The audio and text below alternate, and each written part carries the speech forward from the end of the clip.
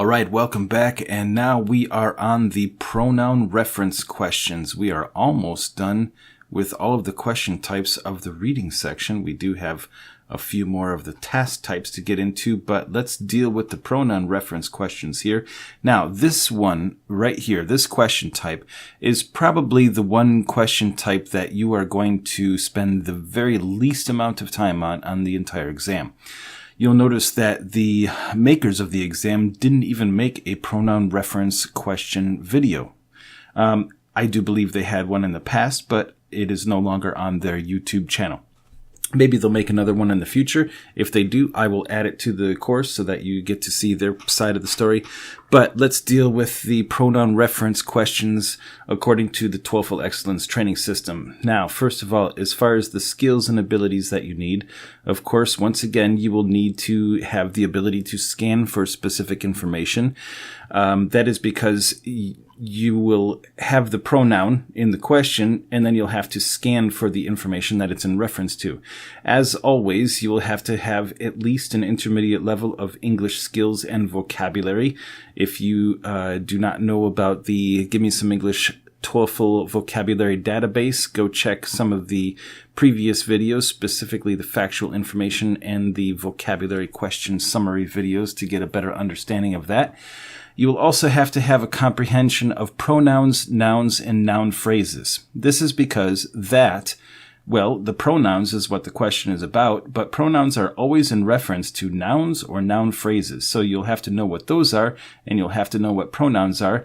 Luckily, in the TOEFL Excellence System, as you can see here, any grammatical term is a link to that term's explanation on the GiveMeSomeEnglish grammar portal. So if you're not familiar with what the grammatical term is or how to explain it, just click on the phrase and it opens up that description on the GiveMeSomeEnglish grammar portal.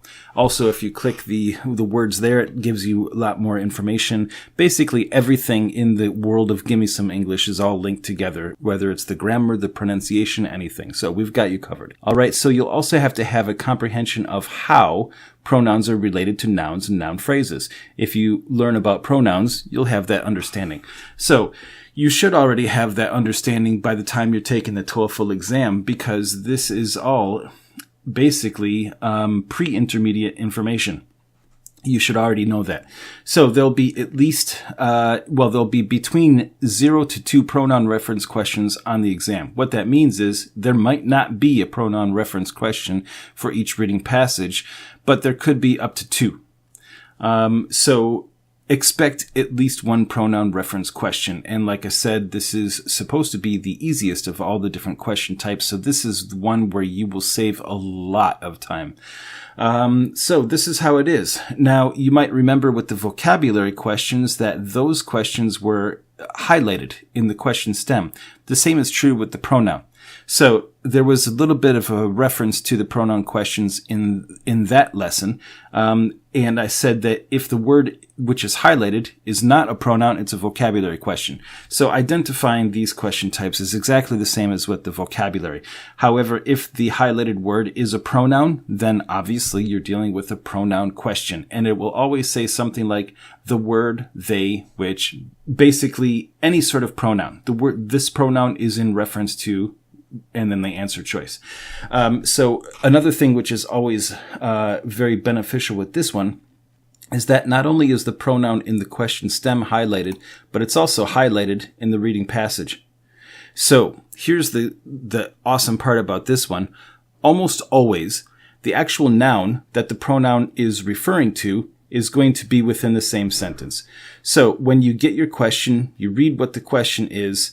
If it's who, it's going to be a person or possibly a group. So that's easy. And almost always it will be in the same sentence. So when you see it in the reading passage, just follow the sentence back to the beginning, read the sentence, and you'll probably have your answer. If you have a pronoun like it, well, it could be a person or a thing.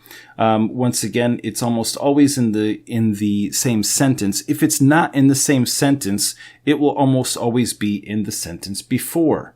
It's almost never in the sentence after. However, it can be. It can be in the sentence after, but that is a very rare thing. It's almost always in the same sentence, and a lot of times the actual noun which the word is referring to is going to be before the pronoun in the sentence. So really, that's why this particular question type is one of the easiest ones, and it's also one of the ones where you're going to save the biggest amount of time.